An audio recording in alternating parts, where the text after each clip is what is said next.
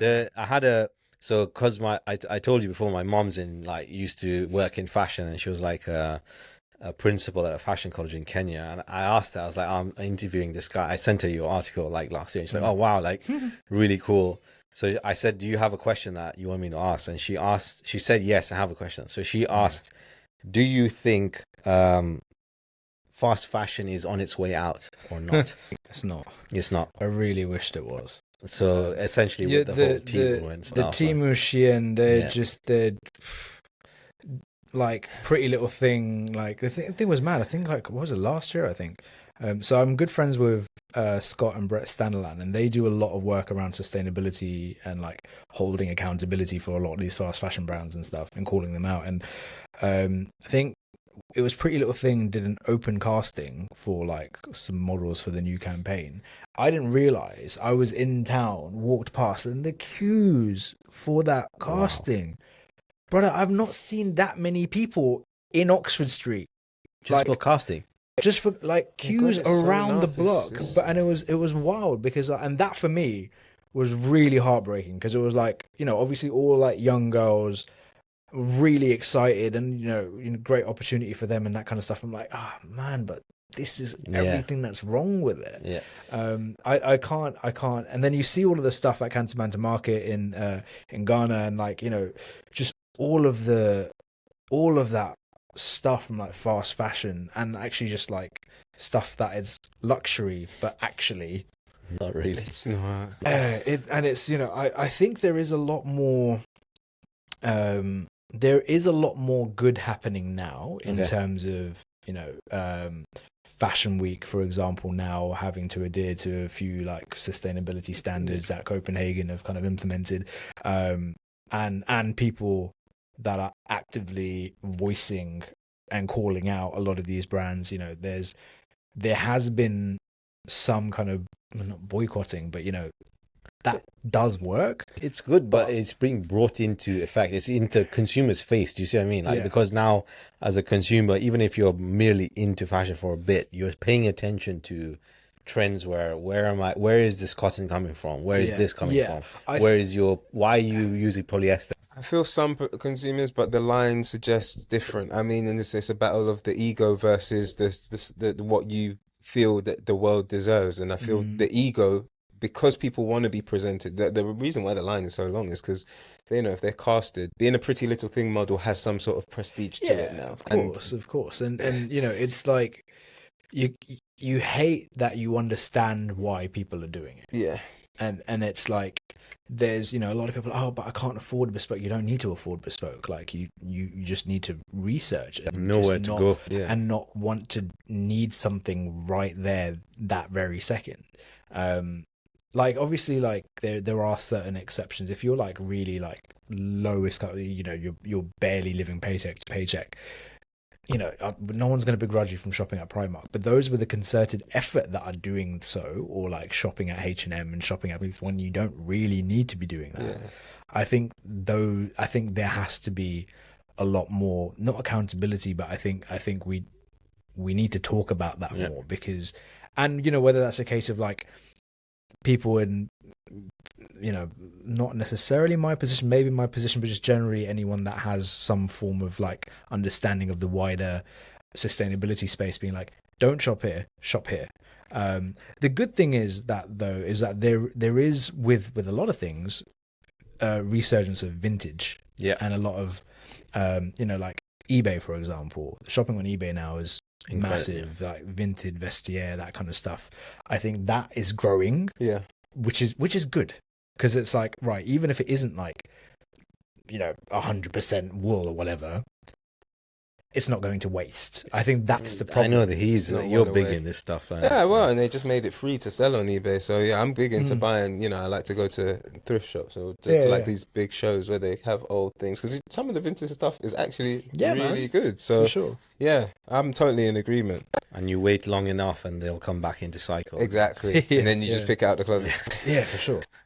So sorry, man, go on. I did want to do. You got asked a question. I did want to do because on the basis of that, and it's just around the whole menswear fashion thing. This is something which I want to talk to you in another pod about. but foreign branding, pretending basically. So creating a brand and calling it something to give it that heritage. So we're talking about British heritage, but this seems to happen a lot with Italians. So I wanted to play a game with you guys to say the name of a brand, and you'll have to guess where the brand is from. Oh, I'm scared. Okay. All right, cool. First one I'll start with is Massimo Dutti. Where is that from? I have a feeling this is Spanish or something. Like it's Italian, but I know it's a Spanish heritage. On the money. Yeah. It's a Spanish brand. It's something to do with Zara as well. I can't remember, but I remember reading this as well. So I think it's probably part of that group that owns Zara. Lanzera. Lanzera. Oh no. I'm gonna guess I would go Spain again. Spain again. No. Sterling, Virginia, USA. Pick up Virginia. Okay. Matsui. This sounds Japanese, but I know it's not.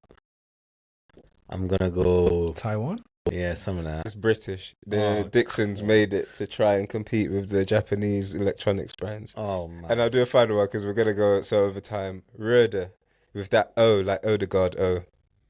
Microphones. Oh, like Rode. Yeah. I know they're Dutch or something. No. Australian. Crazy to me. There's so many. When I was looking into this, the Italians are getting rinsed. They are so many brands pretending to be Italian to get that heritage and that fashion.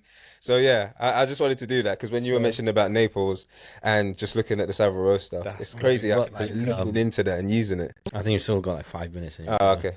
There's two questions I had I needed to touch on. So this is an argument I've had it with my friend. She's Italian, and she never loves... argue with an Italian. My wife's Italian. Trust me, I know. Never argue with your wife. That's why I run away for a podcast like every Friday. No, so it came down to tailoring suits. I remember going to Italy for my brother's wedding a few years back. We were like, oh, we're going to get him a suit from Milan. I just wasn't impressed at all. But I still stand on the tailoring in the UK. Mm-hmm. If you were to choose one, what are you going? Italian suit or English? I don't have the frame for Italian suiting. I've never worn Italian suits. Okay. Because they're svelte. Okay. They have a certain silhouette, a certain style. Italian cloth. Yeah, that's a different story. Yeah.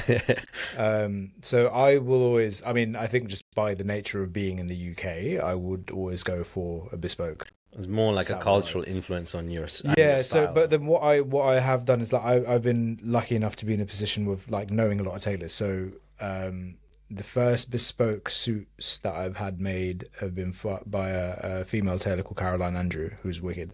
But then more recently, my bespoke sport jackets and a few bits and pieces have come from a Punjabi dude called Dav, who has a brand called Acre and Row. Okay. And just based off of he's based in Bedford and then is on Savile Row for a couple of days, Savile Row trained. And we've got similar frames, and he made a sport jacket for me, and I'm like, this is the best thing I've ever worn in my entire life. And it was going to be hard pressed to get anyone else to make me something. That being said, I have got a sport jacket that's being made by an American tailor called Jay Muser. But again, it's similar style. So it's more softer shouldered kind of silhouette. So a little bit American, a little bit Japanese, a little bit British. There's that kind of very nice cool, kind of thing. Oh. But if when it comes to tailoring, man, the South Koreans and the Japanese guys, brother, when they rock up to Pitti. They do, because they're framers, and so when they have something that's a bit baggy as well, not baggy, but like a little bit expanded, or they wear the flare trousers, it looks more, they've been light years ahead. Yeah. Well, even the foreign students from Far East when they're in uni, this is 10 years ago. They were doing what some of the people are doing now. I'm just like, bro, this is they've been ahead. Yeah, their drip is crazy. I'm not gonna. I hear that. Yeah. So the second last question I have is 3 things when you look for in a suit. What do you need to point if you're buying a suit, what are the 3 things or fundamentals that you cannot mess up? The fit. Okay. So you have to, in terms of when you think about the fit, the shoulders, waist, the length of a jacket, and avoiding anything too tight in the trouser. I like a fuller leg. Okay. So something that I would always say that works really well is when trousers have a little bit of a drape. Yeah. If they've got a bit of a break in the leg as well, I just think that looks really classic and quintessentially just nice. Okay. So fit, construction, and in terms of like basically if there's a way you figure out who's made it from every step, great, which you do on Savile Row. Like you'll know every person that's made it and finished it every step of the way. That's awesome. Obviously you can't really do that too much when it comes to things that aren't bespoke, but there's ways brand to- research, like know where the tailoring houses make their stuff, where they source their cloth, where it's constructed, and then so construction, fit, and just sourcing good fabric. Last, I think fabric is a really important thing. Like, you try to always have renewable or sustainable cloths. Like wool is a great example. If you get you can get tropical worsted wool, which is like summer clothing, like great for summer suits. So I like did not know if you that. can get a wool suit, it does, like a wool suit isn't like cumbersome. Like you've got some really cool swatches that are like lightweight, like slightly open weave, but then wool and like organic materials and stuff is very much Do what your I'd say research, do. basically. It's gonna come at a premium, but again, you're spending money on something that will essentially outlive you. And that's the thing. Like I say the same thing about any staple items, whether it's boots, whether it's a raincoat, whether it's a suit, whatever. Spend more money one time, and it will last you so much longer. Rather than multiple. My wife says this all the time. Yeah, like I used to buy boots like annually because I need something in London, raining all the time. And year on year, like it would just be a high street brand, and there's like the sole will go. And in 2017, I bought a pair of Chelsea black Scotch grain boots from Crockett and Jones, and I've not worn a pair of boots since because they are still perfect. Like didn't even have to break them in. Worn them all the time. I was in pity wearing them one day, and I did 27,000 steps, and I was like, my feet are fine. So like it's one of those things, and it wasn't cheap, but now looking at it, it's cheap. I think per wear, but the pounds over every day that you've got, will even itself out. To be fair, this is a question I think for both of you, has to wrap up. So you've got three. You're stuck on desert island. You need 3 items for a piece of luxury wear that you would take, or an item of luxury wear like a clothing item, a tech product, and lastly an album. What are the 3 items? And bear in mind, if you take a tech product on your phone, you're not going to get signal. Okay. You can't get a satellite phone because it won't work. Yeah. So remember that if you choose your tech product to be that. I know my answers for 2 of those. So tech product would be my old iPod. Okay, nice. It's got so many old good songs on it. Album would be Dom Kennedy, Yellow Album. Oh, nice. Interesting. He's one of my favorite rappers. And then item of clothing, Luxury item. luxury That's item really of clothing would be one of my snapbacks. Probably one of my best snapbacks, which was my Thrasher snapback. This luxury to me. I love a hat. Fair enough. Yeah, Man. that would be Good stuff. Chill out on the beach shade. with a shade, iPod, and then you have your Dom Kennedy album just when you get dinner once in a while. What's your call? I would say tech. I would say my phone, because I've still got music, got all of my photos of my daughter and my wife, and you have a camera in case you. and I've got my camera, I've got games, I'm good.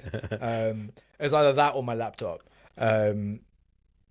The album, I'd probably say Bread and Barrels of Water by Outlandish, just because like that album hit differently when I first heard it. Interesting. And and I love Outlandish. I think they're great, and that album was like start to finish easy. It's unskippable. I'm gonna check that out. I'm gonna check that out. Item of Luxury. You know what? I'd probably say like I don't own them, but like really nice pajamas. Okay. Because like during the day, if it's a hot place, like I'm not gonna be wearing any luxury Fair tailoring enough. or any Unless it's a snapback. Unless it's a snapback. But then at night it might be cooler. and then I I want like to be the thinking. comfortable if I sleep. Pajamas on a desert island, yeah. Silk. Yeah, that's silk. I'm Sashaying across the way, I'm stranded around I'm the stranded, but Like if someone comes to rescue me, I'm like, it's like took you so long. At least better that's than that. Take me home. I'll be sleeping on the beach with silk pajamas, baby. Like that's what I'm doing. I like it. Oh man, Rikesh, thank you very much, man. I Thank you appreciate so it. much. It's been really good to have you. Very good conversation, and I appreciate you making the effort and time. Yeah. yeah, of course. All All right, right, guys. Good. it's a wrap.